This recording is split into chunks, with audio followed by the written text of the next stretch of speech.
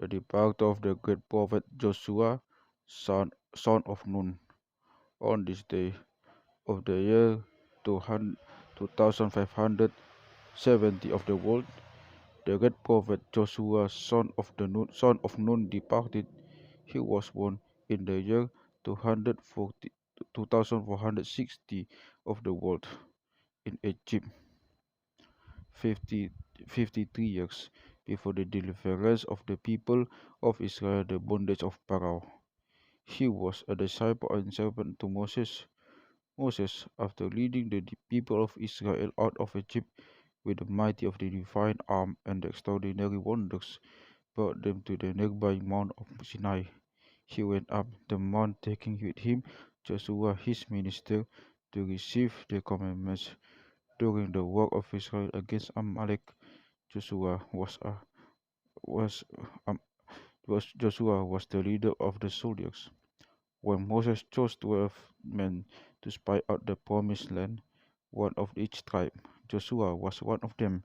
He completed this mission with honesty. He and Caleb alone brought forth the true and adequate information about the promised land.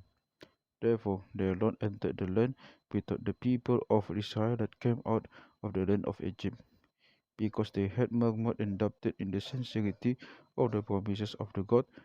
God swore in his anger that they would not enter into his rest. The children that they begot after their deliverance from Egypt entered this land along with Joshua and Caleb. After the death of the great prophet Moses in the year 2553 of the world, the Lord spoke to Joshua, the son of Nun, saying, Moses, my servant, is dead. Now therefore arise, go over this Jordan, you and all these people, to the land which I am giving to them, the children of Israel, every place that the sole of your foot will tread upon I have given you. As I said to Moses, from the wilderness and this Lebanon as far as the great river, the river Euphrates, all the land of the Hittites, and to the great sea, toward the going down of the sun shall be your territory. No man shall be able to stand before you or before you all the days of your life. As I was with Moses, so I will be with you. I will live no I will not leave you, not forsake you.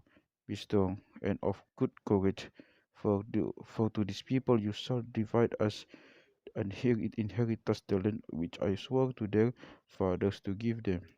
Only be strong and very courageous, that you may observe to do according to all the law which Moses my servant commanded you. Do not turn from it to the right hand or to the left, that you may prosper wherever you go.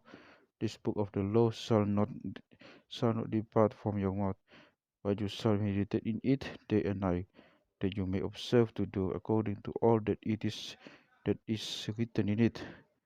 For then you will make your way prosperous, and then you will have good success. Joshua's heart was strengthened, and he sent out 2 men to spy out the land secretly. So they went and came to the house of Aaron and Rahab, and lodged there. The woman hid them, and they swore to spare her and all her household.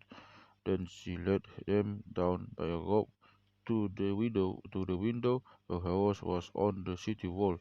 Then Joshua opened, i.e. conquered, Jericho after he had gone around its walls several times. And when they shot it with a great shot with the great walls of the city fell down, the people went out into the city and killed both men and beasts.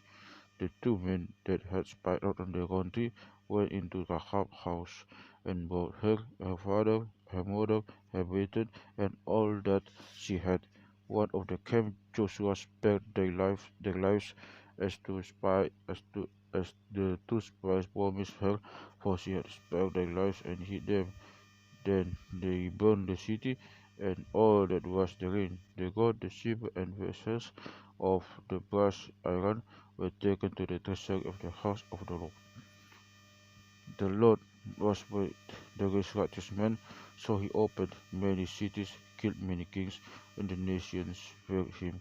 Because of the great fear, and the inhabitants of Gibeon walked craftily, and went and pretended to be ambassadors, and they took out sacks on the donkeys, or wineskins torn, and mended all, and touched sandals on their feet, and old garments on themselves, and all the bread of the provision was dry and moldy.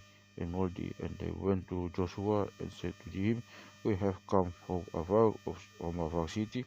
Now therefore make a covenant with us. But the men of Israel said to them, Perhaps you will among us, so how can we make a covenant with you? They said to them, A very far country your servants have come, because of the name of the Lord your God, for we have heard of his fame. This bed of ours we took out from our provision for our horses on the day we departed to come to you. But now look, it is dry and moldy, and these our garments and our sandals have become all because of the very long journey.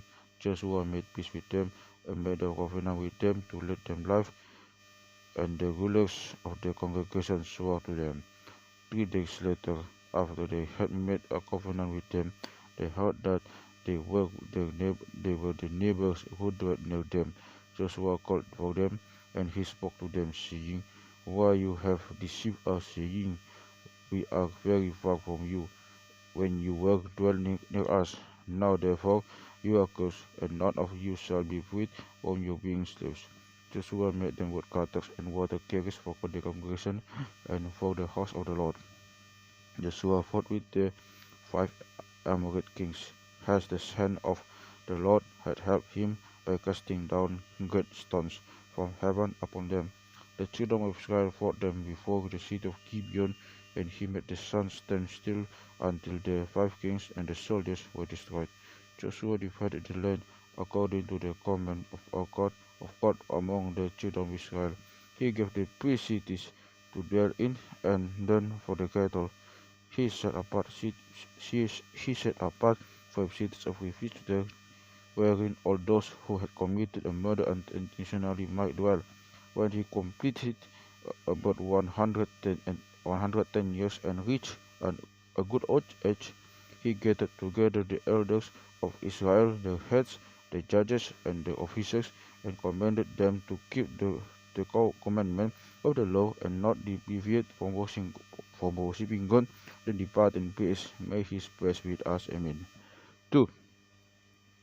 On this day also is the commemoration of the consecration of a church in the name of the Honorable Angel Gabriel the Announcer on Naklon Mount in El-Fayyoum. May his intercession be with us, and glory be to God forever. Amen.